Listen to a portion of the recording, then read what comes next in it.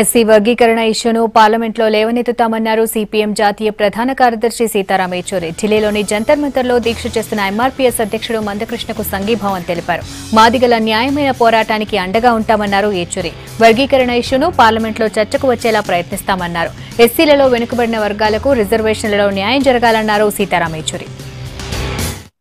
Madiga reservation పోరాట సమితికి కృష్ణన్నకు వీళ్ళందరికీ ఈ ఆశ్వాసన ఇవ్వడానికి ఈ ఇష్యూని ఎస్సీ సబ్ కేటగరైజేషన్ అనే సవాల్ని దాని మీద పార్లమెంట్లో రాజ్యసభలో ఖచ్చితంగా దాని మీద అది ఇష్యూని రైజ్ చేసి దాని మీద ఒత్తిడి ఈ ప్రభుత్వం మీద పెట్టి ఈ సబ్ కేటగరైజేషన్ చేయించి జనాభాకి ఆధారంగా ఈ రిజర్వేషన్స్ ఇవ్వాలి అనే విషయాన్ని దాన్ని మేము చట్టం కింద తీసుకురావడానికి మేము ప్రయత్నిస్తున్నాం.